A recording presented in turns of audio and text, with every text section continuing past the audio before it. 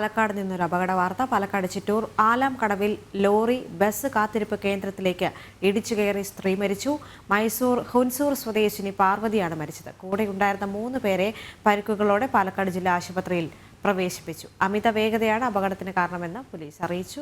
അരുൺ ആലത്തൂർ ചേർന്നുണ്ട്. അരുൺ, എപ്പോഴായിരുന്നു ഈ സംഭവം നടന്നത്?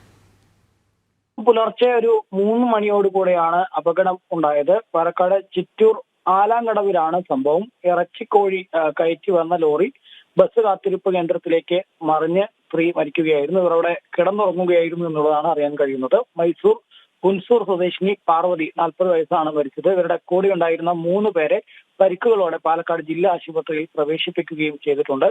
സംഭവത്തിൽ ലോറി ഡ്രൈവർ അജിത്തിനെ പോലീസ് കസ്റ്റഡിയിലെടുത്തിട്ടുണ്ട്. അരുൺ, ഈ സ്ത്രീ നാടോടി സംഘത്തിലെങ്ങാനും പെട്ടതാണോ? ഇവർക്ക് വീടില്ലാത്തത് കൊണ്ടാണോ അവിടെ ബസ് കാത്തിരിപ്പ് കേന്ദ്രത്തിൽ കിടന്നുറങ്ങിയത്? അതുമായി ബന്ധപ്പെട്ട അവരുടെ വിവരങ്ങൾ എന്തെങ്കിലും ലഭിക്കുന്നുണ്ടോ? ഇവർ ജോലി സംബന്ധമായി കേരളത്തിലേക്ക് എത്തിയതാണ് എന്നുള്ളതാണ് മനസ്സിലാക്കാൻ കഴിയുന്നത്. നാടോടി സംഘം തന്നെയാണെന്നുള്ളതാണ് പ്രാഥമികമായിട്ട് ലഭിക്കുന്ന വിവരം. ഇവർ വൈകുന്നേരങ്ങളിൽ ഇത്തരത്തിൽ ബസ് കാത്തിരിപ്പ് കേന്ദ്രങ്ങളിലും മറ്റും കടന്ന് പിന്നീട് രാവിലെ അവിടെ നിന്നും മറ്റ് ജോലിക്കും മറ്റുമൊക്കെ പോകുന്ന ഒരു സ്ഥിതിയാണുള്ള അത്തരത്തിലാണ് ചെയ്യാറുള്ളത് എന്നുള്ളതാണ് പോലീസ് പറയുന്നത്. ഇതേക്കുറിച്ചും കൂടെ ഉണ്ടായിരുന്ന ആളുകളെ സംബന്ധിച്ചുമുള്ള കാര്യങ്ങളിലൊക്കെ വിശദമായ അന്വേഷണം നടത്തി വരികയാണെന്നുള്ളതാണ് പോലീസ് പറയുന്നത്. ഓക്കെ, ഇത്തരം നാടോടി സംഘങ്ങൾക്ക് ഒരു ഷെൽട്ടർ സംവിധാനം ഏർപ്പെടുത്തേണ്ടിയിരിക്കുന്നു എന്ന് തോന്നുന്നു അല്ലേ വേണം? കാരണം അതിനകത്ത് പ്രശ്നമുണ്ട് ദേവിക. കാരണം ഇവർ എപ്പോൾ വരുന്നു, എങ്ങനെ വരുന്നു, എവിടെയൊക്കെ താമസിക്കുന്നു, എപ്പോൾ അവിടെ നിന്ന് പോകുന്നു, ഇതിനൊന്നൊരു വ്യക്തത അവർക്ക് തന്നെ പലപ്പോഴും ഇല്ലല്ലോ. അവരത് ഒരു ആൾക്കൂട്ടം കാണുമ്പോൾ ചിലപ്പോൾ അവരവിടെ ഒരു കച്ചവടത്തിന് സാധ്യതയുണ്ട്. അത് കഴിഞ്ഞ് ആൾക്കൂട്ടം അവിടെ നിന്ന് ഒഴിയുമ്പോൾ അവർ അവിടെ നിന്ന് മറ്റൊരിടത്തേക്ക് പോകും.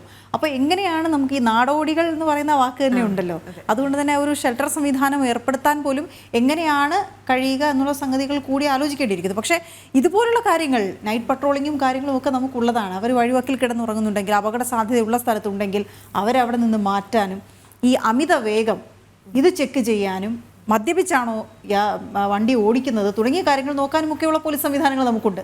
അതൊന്നും പക്ഷേ കാര്യക്ഷമമായി നടപ്പിലാക്കപ്പെടുന്നില്ല എന്നുള്ളതാണ് വാസ്തവം.